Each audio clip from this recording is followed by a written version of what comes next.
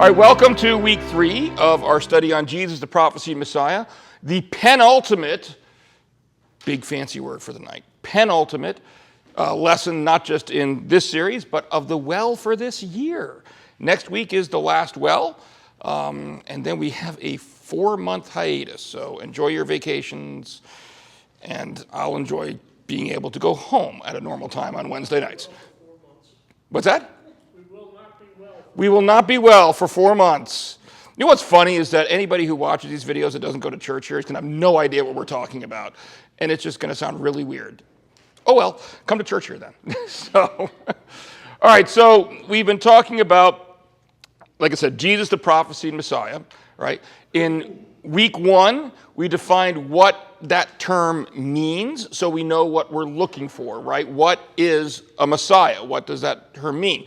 Last week, we talked about how to interpret prophecy. We said that there are certainly an abundance of prophecies that are intended for literal interpretation, meaning that this, this is, I say X is going to happen. We look, X indeed did happen. But then we also talked about, in addition to literal fulfillment, we talked about other things like summary fulfillment. Some prophecies that were said to be fulfilled. Sometimes when, New Testament writers say prophecy is fulfilled, what they're actually referring to is a collection of multiple prophecies, things like that. We talked about applicational fulfillment, different ways that prophecies can be seen as being fulfilled. Tonight, we get into what I admitted to you at the very outset, for those of you that weren't in week 1, the reason I decided to finally teach this class was the question that got me started in apologetics in the first place. This is coming out of law school. I learned you cross-examine everything, and I had things about my faith that I just said, hey, I believe, and of course what law school says, well, why? You should know the reasons for that. And the very first thing I did was investigate Old Testament messianic prophecies that were allegedly fulfilled by Jesus. And when I was going through that journey, what we're talking about tonight was number 1 on my list. Because as a lawyer, we always look to evidence, right? And my question was, well, it's real easy to predict something after the fact, isn't it? So how do I know that that's not what's going on here? And I give an example in the beginning of the chapter, which I just made up. Pretend you had a magician, right, who calls up a volunteer and says, all right, I want you to pick any number from 1 to 99. Don't tell me what it is. Just pick a number. Okay, do you have it in your head? Yes, magician, I have it in my head. Okay, I'm going to write your number down on this piece of paper. They take out a piece of paper, they write down a number, and they hide the paper. All right, now, I got this paper behind my back. Go ahead and tell everybody what your number is. My number is 7. 7, really? Boom, big flash bomb goes off, smoke everywhere, magician, abracadabra, nobody can see what's going on, at which point the magician ditches the first paper, writes 7 on another piece of paper, hides that one behind their back, smoke clears and says, I knew it all the time. Really? It's real easy to come up with the right answer to predict something if you wait until after the event to predict it, right? So even if I agreed that these prophecies, I looked at them in my current Bible, astoundingly pointed towards Jesus of Nazareth, how did I know that's what they said before he was born? And there's 2 ways, in my mind, that they could have been fraudulent. Number 1 is they just weren't written beforehand in the first place.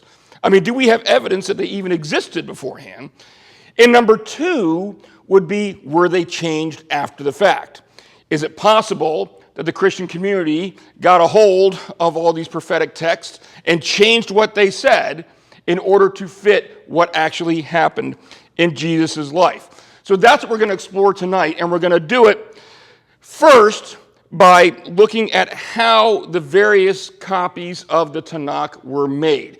The Tanakh, remember, Old Testament, right? It's a Jewish term for the page, but what we would call the Old Testament. And they didn't have Xerox machines, all right? I know, it's shocker, isn't it? They didn't have email. How did they exist without email? Who am I kidding? Kids don't use email now anyway. They just text each other, right? Or they get on a Discord or something like that. So how did they actually make the copies? When they had a book and they wanted it to be copied, they wanted to show it to other people, how did they do it? Was there a reliable method for doing that? Because the instinct we all have is, you ever play the game telephone? where you got one person starts with a message and they whisper it to one person, and then they whisper it to another person, and they whisper it to another person. And it's always hilarious, because by the time you get to the last person, the message sounds nothing like it did at the very beginning.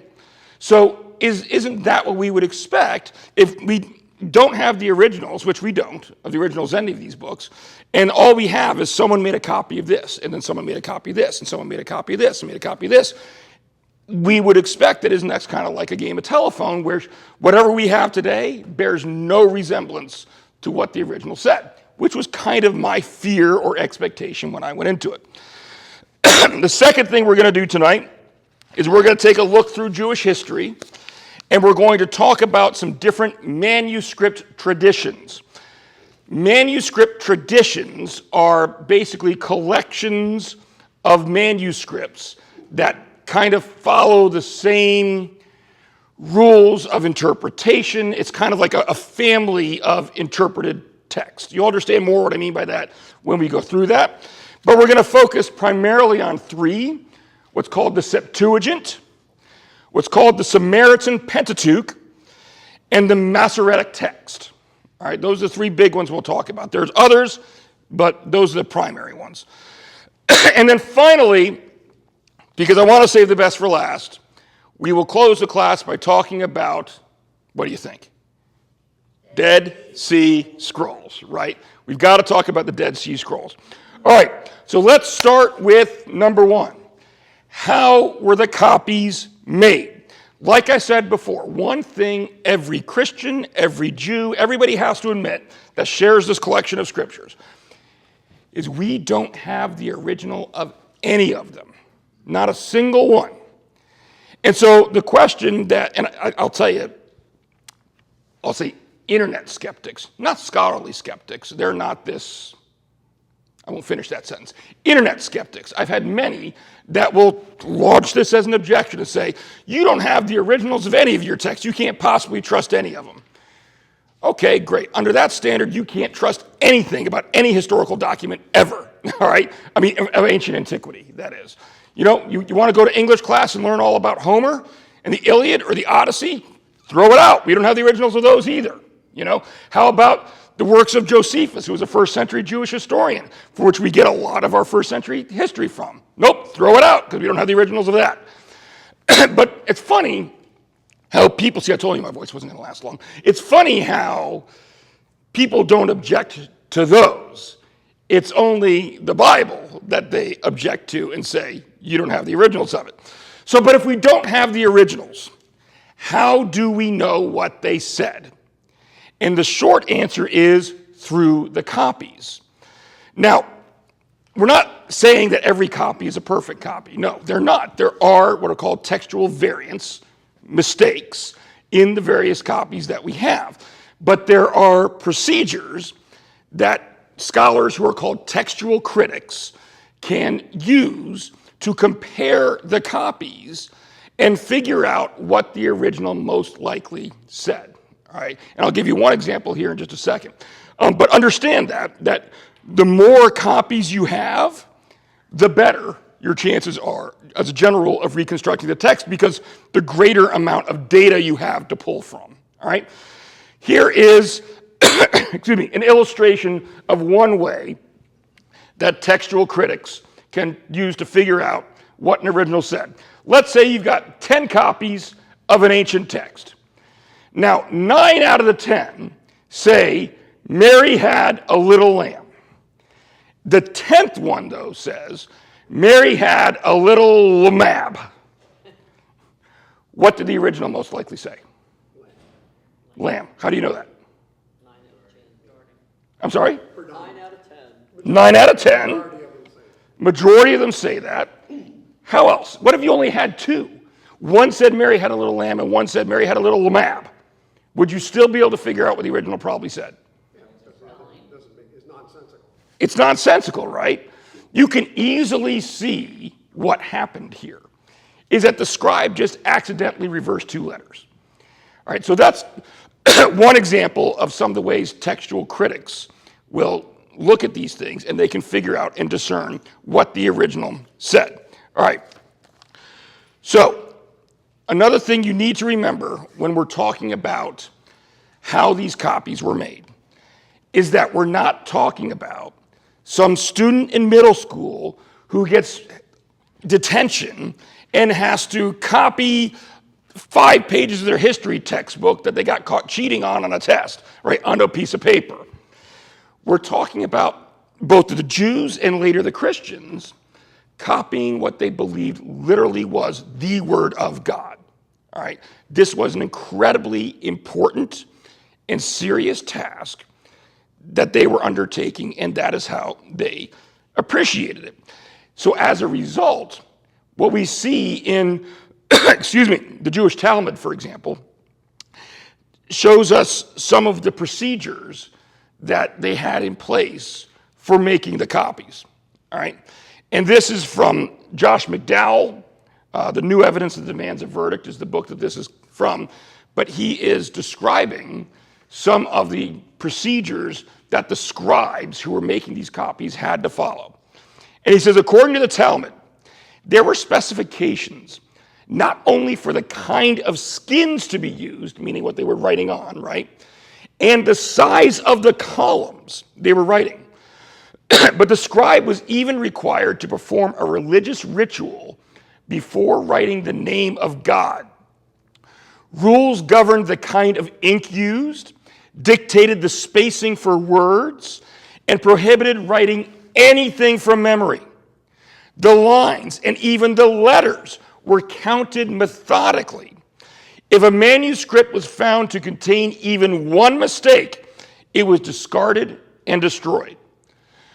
So in other words, they had a system set up where they had already figured out, all right, how many letters should appear on each line of this page? All right, well, they didn't have pages originally with scrolls, but you get my point of this section. How many lines total should there be on this section of the scroll? All right, and then once a scribe had written that, they would count them up. And if there were any mistakes, it's gone. Further, they were told they couldn't write anything from memory. Somebody tell me John 3:16, go. Nope, you've already broken the scribal rule because you just said it all from memory.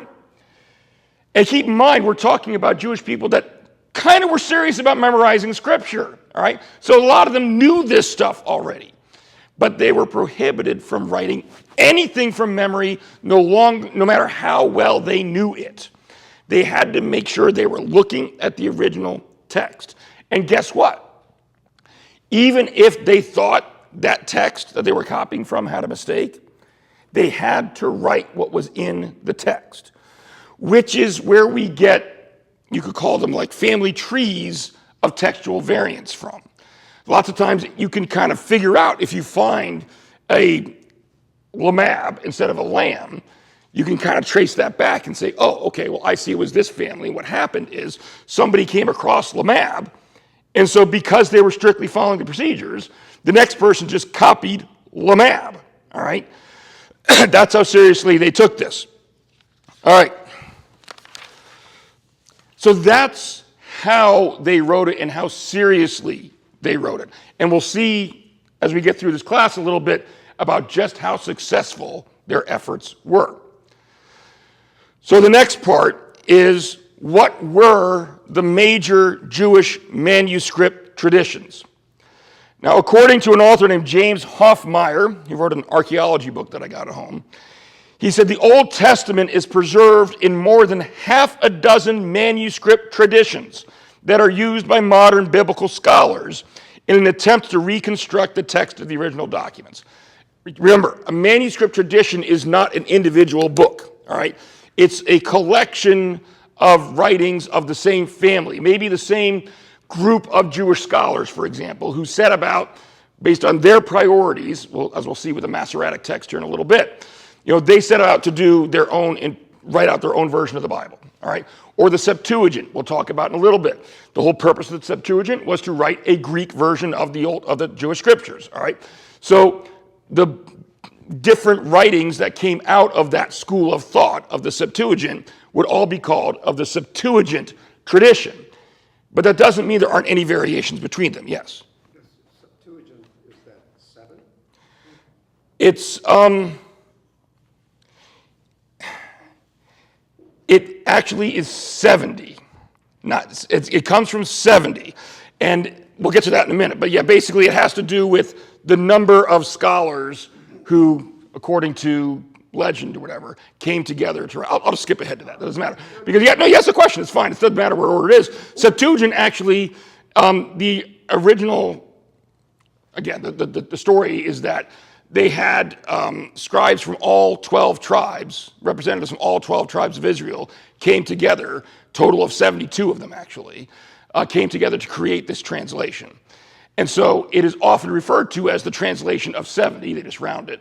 Or it's even referred to by the Roman numeral LXX. So if you ever see LXX, that's what that means. It means the Septuagint, the translation of the 70. It's another way of saying it. Yeah. Good spotting on word origins. So, all right. So we're going to be talking about these manuscript traditions. First one we're going to talk about is the Septuagint. The Septuagint was the Bible of Jesus and the apostles. This is what was most prominently used for teaching of the Jewish scriptures at the time Jesus was walking the earth. So again, Josh McDowell says it was the Bible of Jesus and the apostles. Most New Testament quotations are taken from it directly, even when it differs from the Masoretic text. I find it interesting that he put that tagline on there because, as we'll see in a minute, the Masoretic text didn't exist yet, so that doesn't really matter. But that's what's prominently used today, is the Masoretic text. But this is what Jesus used. Does anybody know why? Greek.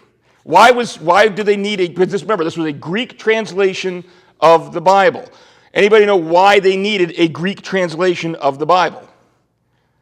Wasn't Greek the language that most of them used because of Alexander the Great? Because of Alexander the Great, exactly. We all read our New Testament and we think of the Roman Empire, right?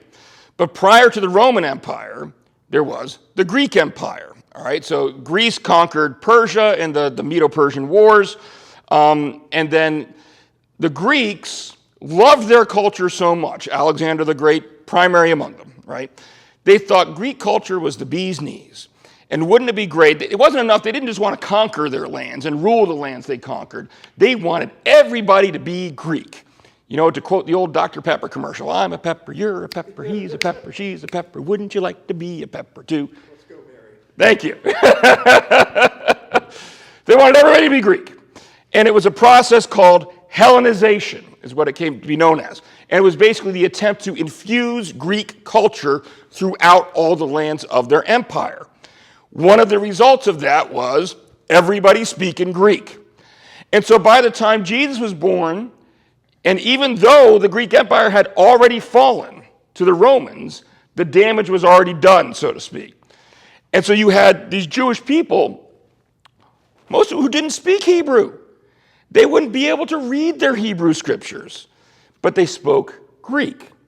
And so while this was going on, the Jewish scholars created a translation of the Old Testament into Greek so that it could be effectively communicated to the people of the time who spoke Greek. All right? And we kind of already talked about this. Where it got its name from was that they had 12 members of each tribe of Israel come together, 72 scholars, to make the translation. That's why they call it the translation of the 70, or by the Roman numeral LXX. All right. The next manuscript tradition we're going to talk about is the Samaritan Pentateuch. This is actually an older translation than even the Septuagint. Again, the Septuagint would be probably around scholars generally put it between 300 to 100 BC in that time frame. And keep in mind, it wasn't like it was all written at once. They always start with the Torah, and then they kind of work up from there. But frankly, probably on the earlier side of that time frame. So you're probably looking closer to between 300 and 200 BC for when the Septuagint was actually written, largely because we have copies of things from the 200s, of fragments of the Septuagint, of books from the Septuagint. Well, obviously, we couldn't have fragments of the Septuagint if the Septuagint didn't already exist, right? And so that's why you're probably looking between 300 to 200 BC is approximately when the Septuagint was written. The Samaritan Pentateuch goes back even further. All right? The Samaritan Pentateuch, anybody heard of Samaritans before? Sure. What have you heard about the Samaritans? The woman at the well. The woman at the well The Good Samaritan. and the Good Samaritan, right? Those are the two big ones. You didn't read the book ahead of time and cheat, did you? No. Okay, you got me there, the Bible, yes. Yeah, we've all heard the Samaritans. If you were just to read your New Testament, tell me somebody else, not the goody two-shoes in the front. You guys have answered everything. Okay. No, I'm kidding.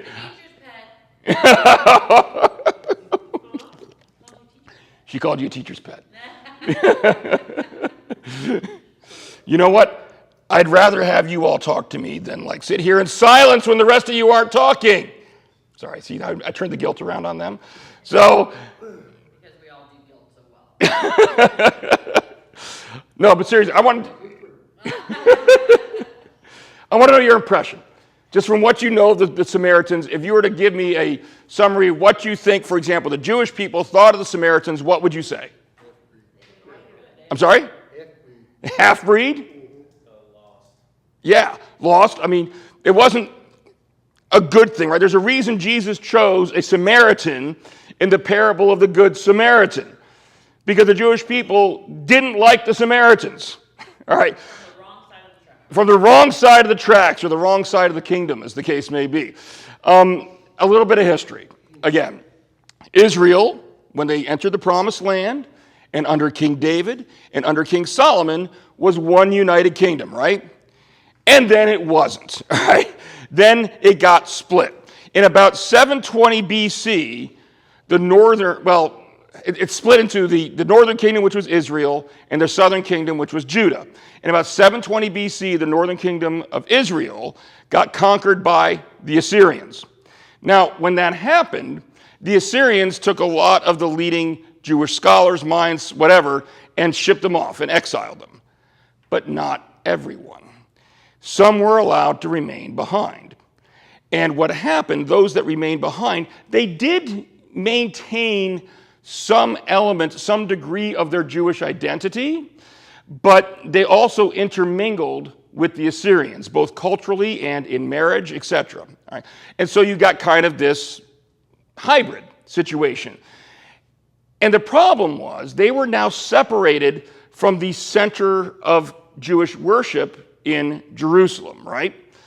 And so what they do is they create their own version of the scriptures. Now, it's still based on the original, and it largely is the original. But certain things, they kind of want to make their region more central than the southern region, which contained Jerusalem. For example, if you were to ask Jews versus Samaritans, and by the way, there's still about 900 Samaritans around today. They actually do still exist, just very, very small numbers in Israel and some parts of the West Bank. But if you were to ask them, where did Abraham take his son Isaac for the sacrifice that God called off? Well, in Judaism, they say that there's a reason the temple's built where it is in Jerusalem, because that's honoring that location. But the Samaritans didn't have access to that location anymore. So they kind of tweaked the scriptures to say, oh, no, that was on Mount Gerizim, which just by pure coincidence happens to be in Samaritan territory, you know?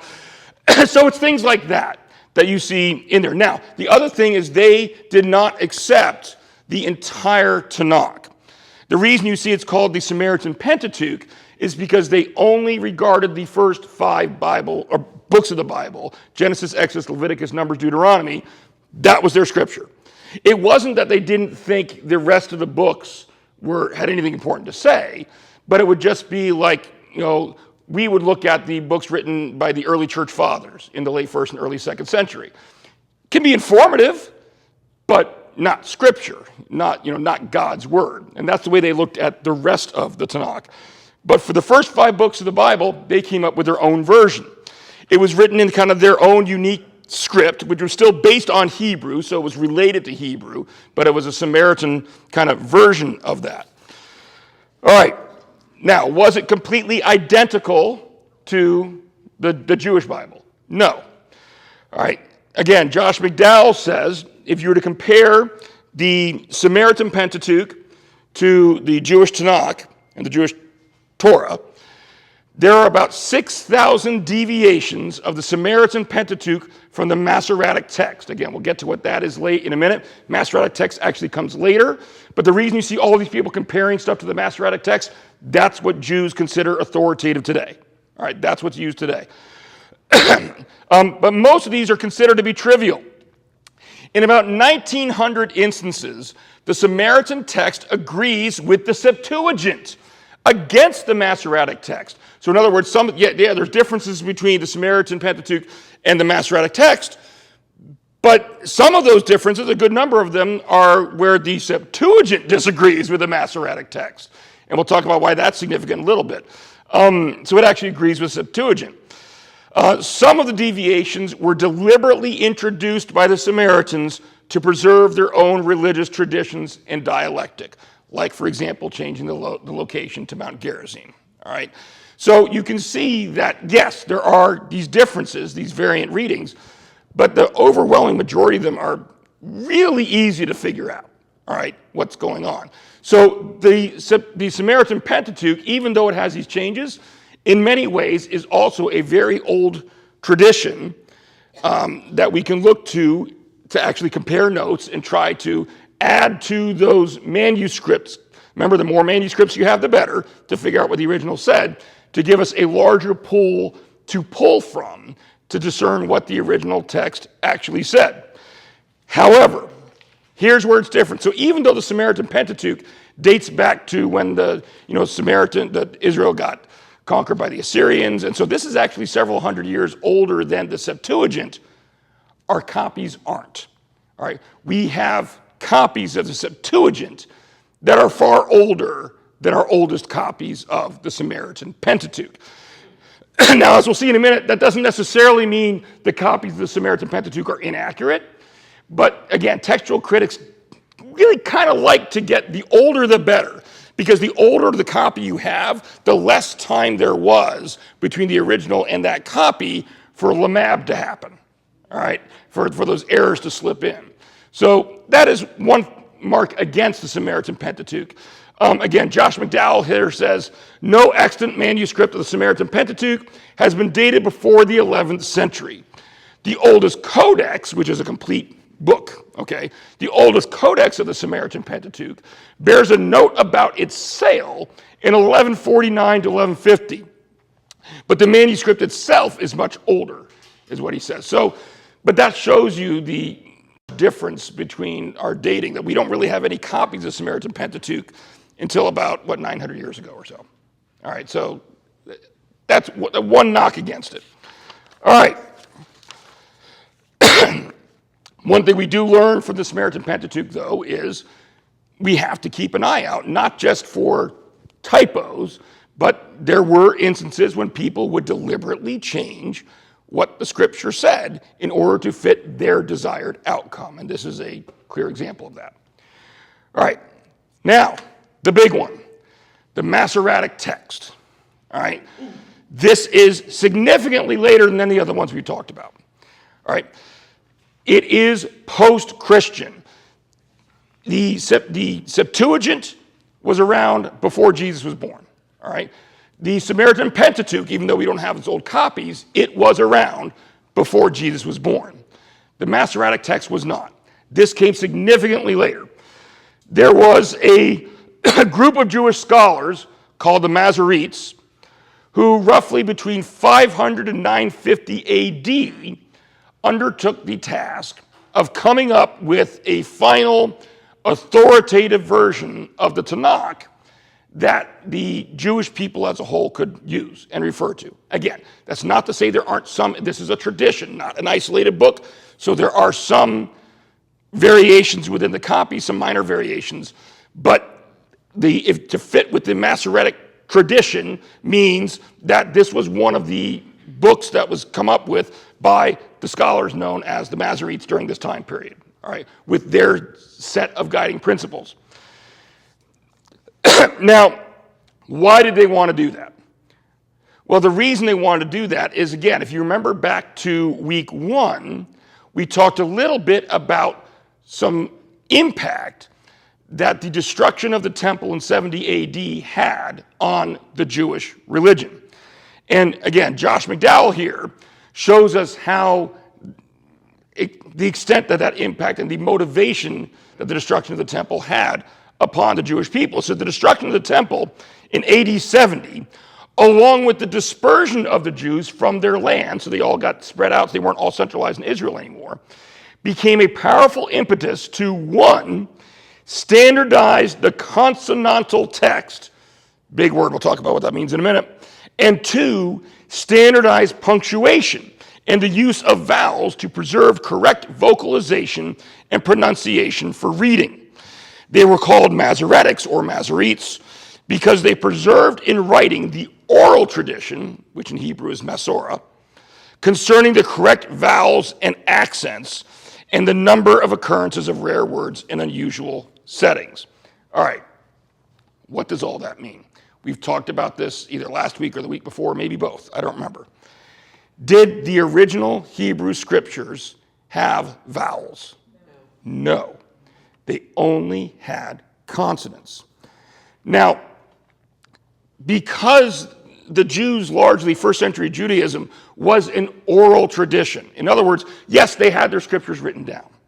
But remember I said they loved it, very important, they would memorize scriptures? They would, because that's what would happen. You would have, for example, if you had a local community, you would have someone called a tradent. This is how people who couldn't write would still teach the scriptures and pass them on.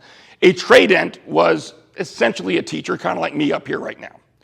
But the difference is the tradent gets up there, and the tradent, this is not in the book, by the way, this is bonus, I just thought of it, just had to share it. The tradent would start reciting the scriptures and telling the story. Maybe they're talking about Noah and the ark, or Adam and Eve, whatever. They start reciting the scriptures. The difference is this: everyone out there knows them just as well as the tradent does. And so as the tradent is reciting these stories, if the tradent gets anything wrong, it's a self-corrective. The people out there listening were free to speak up and say, no, that's not right. And they would. We still have oral cultures to this day that operate in this method. And it is astounding how accurately they can pass down information purely orally from generation to generation to generation, because it's a constant self-corrective, all right? So, obviously, when the tradent is up there reciting the stories, they are pronouncing those words in a certain way, right? Even though the words themselves don't have vowels in them, there would be a customary pronunciation that was said by these tradents when they were doing this oral tradition. That's the Masorah that it was talking about, all right? So, one of the goals of the Masoretes was to, now that by their time, the Hebrew language had developed things like vowels and accent marks that were used to fill in those gaps. And so they said, okay, so we're going to make an addition now that has vowels, has the accents, so we can have in writing something to preserve what they claimed was the proper oral pronunciation of all of these words, all right? So that was one of the biggest goals of what they were setting out to do. Here's the problem with that. Humans are not perfect. I know, that's our big shocker lesson for the night, right? Did you know that people do come into pretty much anything with their own preconceived biases and opinions? And here's another shocker: sometimes they let those biases influence their conclusions. I know that, boom, mind blown, right? Never expected that. And we see some very clear instances of this, because remember, after the temple fell, before the temple fell, right, the Sadducees were the primary, more powerful sect of Judaism, because they were the ones that were in charge of temple worship.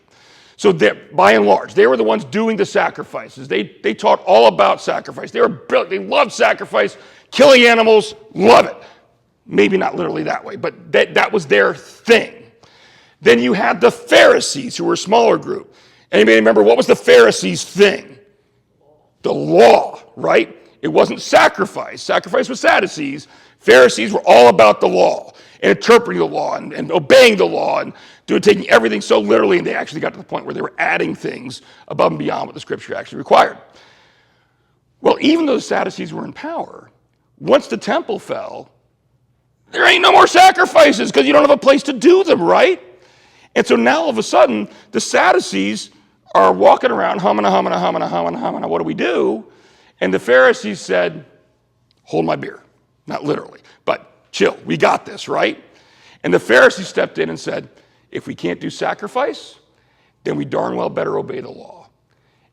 And that's where we come in. Now we Pharisees can come in, and from that point on, the trajectory of the Jewish religion became more about obedience to the law and more about how you live your day-to-day life than it was about sacrifice and sin and atonement. And that's what we see in the rabbinic literature, which we talked about back in, I think, week 1, right? The rabbinic literature, from that point onward, started to take that form. That's the lead-in to the Masoretic text. That's the Jewish culture that the Masoretes are now imbued in, immersed in, all right? Not the sacrificial one. And so inevitably what we see is some of their interpretations are reflective of that tradition as opposed to trying to look historically about what did these scriptures mean to the people who were back in this pre-temple destruction period. How were they reading them back then? And from a historical perspective, a lot of what they came up with was just plain incorrect. Also, by the time the Masoretes were doing this job, does anybody remember what the official state religion of Europe was, or the Roman Empire was? It was Christianity, all right? It was Christianity by this point, all right? And so, I don't know if you know this, but Jews and Christians have, we'll just call it a complicated history, all right? There were many things when the Christians got political power that would not have been condoned by Christ in the way they treated the Jewish people, all right? And to this day, there is a lot of bad blood by a lot of Jewish people who just will never trust a Christian. I think I mentioned in my class last fall that did you know that you can be an atheist and still consider to be Jewish if you were born, if you had a Jewish mother, is the way they do it now. You could be atheist and still be considered Jewish by their culture. But you know what you can't be? A Christian. If you accept Jesus Christ as your Lord and Savior, you are shunned, you are persona non grata, you are no longer Christian. Toby Mann, who was here and did our the Passover demonstration for us, he talked about that a little bit. Yeah. So anyway, so we see that influence also, not just in their the focus on the law that we see in the rabbinic literature, but frankly, there's opposition to any interpretation that might favor the Christian claims that Jesus was the Messiah. And we see that creeping in the Masoretic text. All right. Give you an example of how this can work. Let's pretend that you have a text that doesn't have any consonants on it. And you come across a word that just has the letters S-M. You need to fill in the vowels. What's the word? Nothing but vowels. You can't add any other consonants, only vowels. Small has L's. Dumb has a D. I thought somebody said some. Some. There's 2 ways you could spell some, isn't there? Same.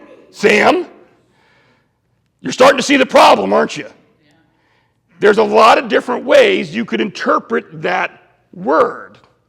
And so what we see with the Masoretes is they do allow their interpreted bias. What I argue, frankly, if you want to know what that word means, let's look to the oldest traditions we have, i.e. the Septuagint, for example, all right, and see how did that, because the Septuagint does have vowels. Because remember, the Septuagint's in Greek. So what these supposed 72 scholars who came with Septuagint did is they would take the oral tradition of the Jews at that time, how they were pronouncing the words, find the Greek equivalent, and then write that Greek word. All right. So You want to find out what the Jews thought before Jesus' time, in those late centuries BC and in the first century AD? Well, look at your sources. Look at the Samaritan Pentateuch. Look at the Septuagint. See what they said there. But that's not what they did, by and large. Now, I don't want to diminish the Masoretic text. By and large, the Masoretic text is a brilliant work. They did an outstanding job. Matter of fact, most of your Old Testaments, whether it be the NIV, the RSV, they owe a huge debt of gratitude to the Masoretic text, and a lot of them are translated from the Masoretic text. But there are some times when the interpretive bias is pretty obvious. All right, I'll give you a couple of examples. One we talked about, I think, in week 1, Isaiah 9:5. This is the Handel's Messiah verse, right? Isaiah 9:5, and this is how it's explained by Michael Rydelnik. He's been our friend throughout this whole class, right? This verse is commonly read as, "He will be named Wonderful Counselor, Mighty God, Eternal Father, Prince of Peace." In this rendering, the title Mighty God is applied to the child who is to be born as Davidic king. In other words, these are all descriptive terms describing the Messiah, right? Seemingly indicating the deity of the king. However, the Masoretic text inserts accents, remember accents weren't there in the original, that divide the titles, resulting in this translation. The Wonderful Counselor, the Mighty God, calls his name Eternal Father, Prince of Peace. According to this translation, the first 2 couplets are names that refer to God himself, and the second 2 refer to the child that was born. So the way the Masoretic text interprets this is they say, the Wonderful Counselor, the Mighty God, that's God. God is calling the future king Eternal Father and Prince of Peace. So the latter 2 are referring to the Messiah, the first 2 are referring to God himself. All right, but again, remember, those accents are not there in the original. Here's the problem with that. There are Hebrew words for definite articles. In other words, if the author wanted to write the author could have written the. It's not there in the Hebrew. So the Masoretic text essentially tried to do through accents what the original author didn't even do with the Hebrew, even though they could have. All right? So this is one instance of an interpretive bias. Another one is Psalm 22:16, which in your Bibles probably looks like a pretty darn clear declaration of Jesus' crucifixion, right? We read it as, dogs surround me, a pack of villains encircles me, they pierce my hands and feet. This one, the first time I read the translation of the Masoretic text, my reaction was, where the heck did they come up with that? What the Masoretic text says is a pack of villains encircles me as a lion, my hands and feet. Now, if you're doing a little bit of a double take and wondering, wait a minute, I got to read that again, Ken, because that doesn't seem to make much grammatical sense. No, you're right, it doesn't make much grammatical sense. It makes very little grammatical sense. All right? Now, where this comes from is a dispute about a particular Hebrew word. All right? The Hebrew in the original, this is what's called a transliteration down here, which is it's not the Hebrew letters, but it's English letters to depict the Hebrew word. It gets the idea across still, though. The Hebrew word essentially would be KR, and you got to fill in the vowels and the accents. All right. Now, there are 2 words that could be used for that. The first one, I can never go to pronouncing these things, but Kaeri, all right, which translates as a lion. And in this case, Y is a vowel, so you can see that everything that's added there is a vowel to the K and the R, and it translates as a lion. The other option is keru, which again only adds that U, and guess what that means? Pierced, all right? So, how do you can see what the Masoretic text is doing here, all right? It's saying, okay, we don't think we add the U, we think we add all these other letters because that helps us not say that the Messiah is going to be pierced. All sorts of problems with this one, folks. The first one we've already seen. It literally makes no grammatic sense whatsoever. So much so that even some modern Jewish scholars have tried to kind of write in like implied words in there to try to make that last part more of a complete sentence, but it's just not. I mean, yes, we can see the first part makes sense. A pack of villains can encircle someone like a lion. Great, golden, no problem with that. But that leaves my hands and feet just kind of dangling out there with no context whatsoever. All right, so the translation itself doesn't make sense. You know what else doesn't make sense? Guess what the Septuagint says? Pierced. The Septuagint says pierced. All right, clearly translated from this Hebrew word, karu. All right, and so we have this evidence. Matter of fact, we've even got some others now that are admittedly Christian, whether it be the Syriac or the Vulgate, which are more Christian manuscript traditions, but they still also predate the Masoretic text, and they also say pierced. Everything says pierced. Not only that, it gets better, folks.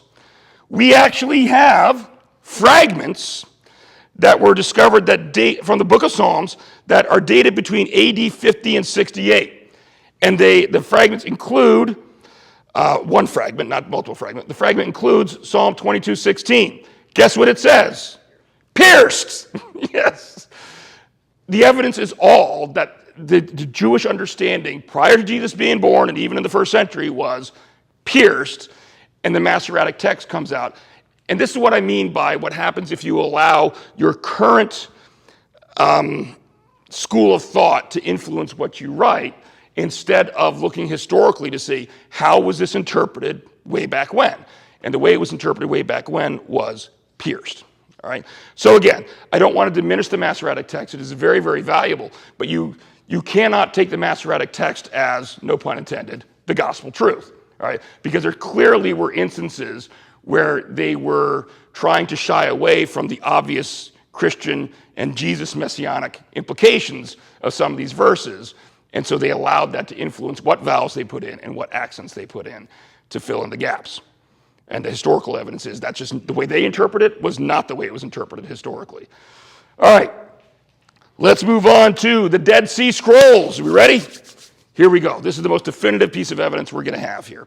It is not an exaggeration to say that the discovery of the Dead Sea Scrolls was the most significant archaeological find ever when it comes to biblical manuscript traditions, by far. No doubt, all right? How were they discovered? Well, supposedly, in February or March of 1947, there was a Bedouin shepherd named Muhammad, and he lost his goat. And he was searching for his goat, and as young boys like to do sometimes, they throw rocks.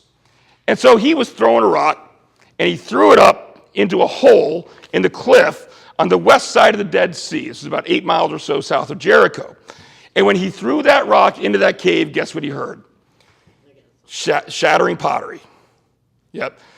And that led to the discovery of multiple caves that contained around 40,000 inscribed fragments, which you could put them together and they make up more than 500 books. All right, about 20 to 25% of them were from the Bible, Old Testament books. As a matter of fact, every single book of the Old Testament except Esther was discovered in some way, shape, or form in the Qumran caves. Qumran's the area it was found in, Q-U-M-R-A-N, sorry. The Dead Sea Scrolls, all right? And here's the thing. It's not just the number of scrolls that were discovered that was so amazingly profound. It's how old they were. These were dated to, depending on the scroll itself, anywhere from 300 BC to 70 AD was the latest one. All right. It included one complete copy of the book of Isaiah that was in very good condition, and one that was somewhat diminished, but still a copy of Isaiah, well, in addition to all the other fragments of Isaiah and things like that. The complete copy of Isaiah is dated to around 100 BC, about 100 years before Jesus was even born. Now, how did they do that? How did they date these things? Several different ways, all right? First way, the pottery itself. All right, the pottery that they were in. Pottery develops over time. Methods of making pottery develops over time. And so archaeologists, they love finding pottery because when they find pottery in a dig, that helps them date the dig based on the style of the pottery. The pottery itself they found here belonged to the very beginning or up to 2/3 of the 1st century. All right, so that puts us like around the time Jesus was walking the earth is when the pottery that they were found in was dated based upon the style of the pottery. Second one is the cloth itself. The scrolls were wrapped in a cloth, in linen. Now that linen was native to Palestine, and they carbon dated it. All right, and the carbon dating of the linen says it was created anywhere they can't get that specific with carbon dating, but anywhere from 167 BC up to 233 AD. All right, we're getting narrower and older as we go through this. Third, the ink. The ink on the scrolls was non-metallic, meaning it didn't have any iron in it. Well, starting in about the 2nd century or so, Jews, when they were writing out their works, used ink with iron in it. So clearly, these scrolls must be even older than that. And then the fourth and most important is what we get with paleography. Paleography is the study of writing, language, all right, written language. Written language evolves over time. The best example I can come up with is anybody ever seen Indiana Jones and the Last Crusade? Okay. When he's at the very end, right? Spoiler alert if you haven't seen it, but the movie's like old, okay? And it's a classic. If you haven't seen it, shame on you. But anyway, so he gets to this part where he has to cross this area by, the clue is that it's the name of God. By the name of God you shall pass. And all these little stones have letters on them. And so he figures, oh, I must have to cross by stepping on the letters that spell out the name of God. And of course, we kind of say Yahweh, but at that time he says Jehovah. All right, so first letter he steps on is what?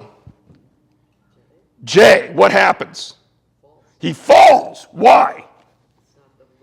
It wasn't the letter. They didn't have J in the alphabet back then when that would have been created. It was I. And so he actually comes to, oh my gosh, I can't believe it should actually start 9. He steps on I and he's good to go. Why? Because language changes over time. Old English and modern English are both English. But if you were to look at Old English, guess what? You would not recognize quite a few of the letters of the Old English alphabet because it changed over time. Even so, customs, spellings, things change constantly. We don't speak the same way now that we did even 20 years ago. If I were to tell you today that something is radical, you'd think that it was just fringe, right? Well, in my era, according to the Teenage Mutant Ninja Turtles, radical meant awesome, cool. And I'm not that old, all right? Things change over time. All right, see, this is the bonus you get for coming to the class. Also, Teenage Mutant Ninja Turtles reference, not in the book. So, all right. So, as a result, they can look at the type of language, the type of writing style, the lettering, all that's used, and they can actually date these things with incredible precision. And it's the paleographers that looked at these and say the oldest scrolls here probably date back to around 300 BC. The newest scrolls date to around 70 AD. And that scroll of Isaiah, about 100 BC. So about 100 years before Jesus was even born. It should be obvious at this point, and if it's not, it will be next week when we talk more about Isaiah. But if the book of Isaiah was around 100 years before Jesus was born, then they couldn't have made it up after the fact to try to fit the facts of Jesus' life, assuming it wasn't changed. All right, and that's where we get to the last thing we're going to go over tonight, which is we're going to compare the Dead Sea Scrolls to the Masoretic text. Why would I compare to the Masoretic text? Because the Masoretic text was 1,000 years after the Dead Sea Scrolls. Remember, at the very beginning of the class, we talked about all the different methods that they went through to make sure they were writing very carefully, not making mistakes, and counting the letters and the lines and all that. Well, this gives us an opportunity to see how successful they were. Now, when I say compare to the Masoretic text, remember, the Masoretic text does not have vowels. So we're not comparing that part of it. We're comparing the consonantal, I can't pronounce that word. I keep wanting to say continental. The consonantal words, or the consonants of the words in the Dead Sea Scrolls to the consonants in the Masoretic text. All right? So, what do we find when we do that comparison? This is from Miller Burrows, and he is comparing just one chapter, Isaiah 53, kind of an important chapter. Again, we'll come back to that next week. And he says this, of the 166 words in Isaiah 53, there are only 17 letters in question after 1,000 years. 10 of these letters are simply a matter of spelling, which does not affect the sense. 4 more letters are minor stylistic changes, such as conjunctions. The remaining 3 letters comprise the word light, which is added in verse 11, and does not affect the meaning greatly. Furthermore, this word is supported by the Septuagint and one of the Isaiah scrolls that was found in the Dead Sea caves. Thus, in one chapter of 166 words, there is only one word and only 3 letters in that word in question after 1,000 years of transmission. And this word does not significantly change the meaning of the passage. They did a pretty darn good job. This is why I say it cannot be exaggerated to say the discovery of the Dead Sea Scrolls was the single most significant archaeological discovery in the history of biblical manuscripts, because it allows us to do that. Understand that prior to the Dead Sea Scrolls, the oldest, we had one fabric called the Nash Papyrus, or one fragment called the Nash Papyrus, that dated to, I think, about the 1st to 2nd century BC. One tiny little portion of the 10 Commandments and the Shema, the Lord our God, the Lord is one. That was the only pre-Christian evidence we had of the Jewish texts. And then the Dead Sea Scrolls gave us a treasure trove. All right. Gleason Archer summarized it this way, now not just looking at Isaiah 53, but at all the copies of Isaiah we had in the Dead Sea Scrolls. He says, comparing all the scrolls and fragments of Isaiah found in the caves, they prove to be word for word identical with our standard Hebrew Bible in more than 95% of the text. The 5% of variation consisted chiefly of obvious slips of the pen and variations in spelling. In other words, lamb became lamab. All right, very easy to figure out. Over 1,000 years. So when I first undertook this investigation, what was the conclusion? The conclusion is the same thing that pretty much every scholar will tell you today. You cannot coherently argue that there were any changes made to these messianic prophecies after Jesus was born. You just can't. You can't claim that they were written after Jesus was born. The evidence is about as overwhelming as it can possibly be that that is not the case. You can't say Isaiah was written shaped to fit Jesus' life when I could produce for you, not me personally, but a physical copy of Isaiah that says the exact same thing I'm saying it says, that is older than Jesus' birth, if that option is no longer open to you. So next week, we're going to look in detail at 3 particular prophecies. Now, we've been touching on a lot of them as we go along here. We already talked about, him being born in Bethlehem, for example, so I'm not going to revisit that. But we're going to talk about the virgin birth. We're going to talk about what's called Daniel's prophecy of 77s, which we kind of teased a bit earlier, which points to the date of the crucifixion. And we're going to talk about Isaiah 53 and the suffering servant. All right. Understand, when we embark on that journey next week, we know, as you've seen this week, that everything I'm going to tell you next week was there before Jesus was born. And so let's see how accurately it points to Jesus of Nazareth. All right? Thank you all very much. God bless. See you next week.